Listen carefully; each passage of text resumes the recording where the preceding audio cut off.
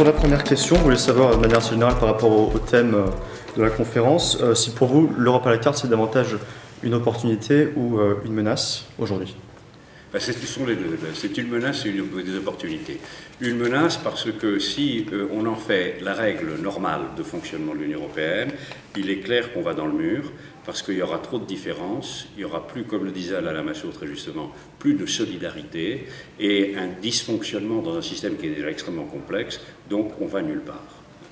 Mais d'un autre côté, une opportunité, car si on évite que l'Europe à la carte soit l'Europe antisolidaire et on permette qu'elle s'applique de façon différenciée pour les différents États, afin qu'ils puissent, à des rythmes différents, atteindre les mêmes objectifs, ça peut être une très bonne chose.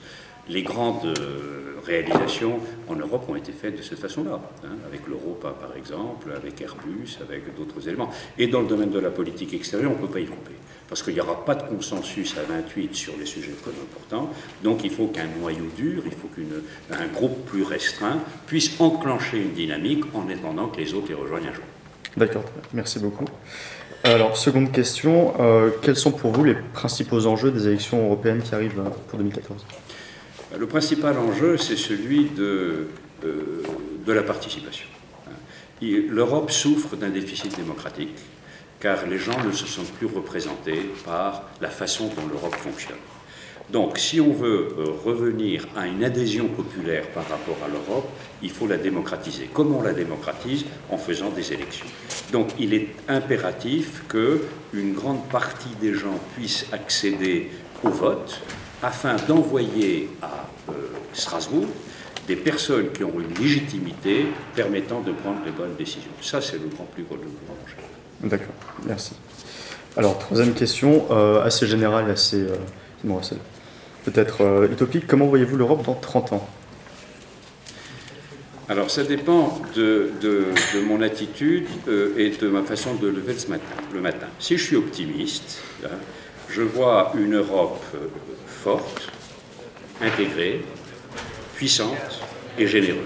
C'est-à-dire une Europe qui a réussi à limer les disparités fondamentales entre ces différents États, qui a créé de façon définitive un espace économique de libre circulation des personnes, des capitaux, des biens et des services, qui dégage des politiques de solidarité afin de créer une cohésion forte et qui a un appui populaire suffisant pour continuer sa phase d'intégration. Ce qui lui permet d'être puissante dans le monde, car ça lui permet d'être influente, parce qu'elle est forte à l'intérieur, et elle peut être généreuse à partir du moment où elle va. Ça, c'est ma vision optimiste des choses, mais je ne vous parlerai pas de ma vision pessimiste, parce qu'il faut être optimiste aujourd'hui plus que jamais.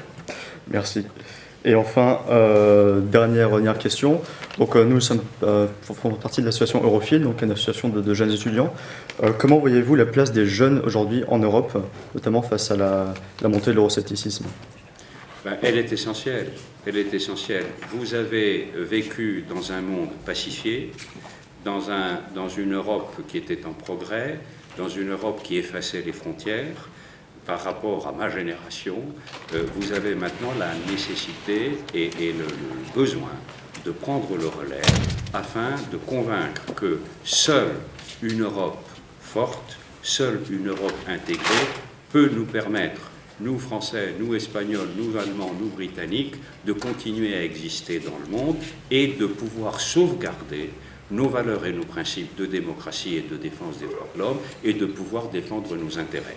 Si nous voulons sauvegarder notre modèle européen qui est tellement envié dans le monde, c'est-à-dire d'une démocratie avec une économie sociale et une économie où il existe aussi des solidarités, si nous voulons maintenir cela, il est indispensable que les jeunes, évidemment, s'engagent pour que cette Europe continue à exister et se développe. Donc, à vous de jouer. Merci beaucoup. Merci.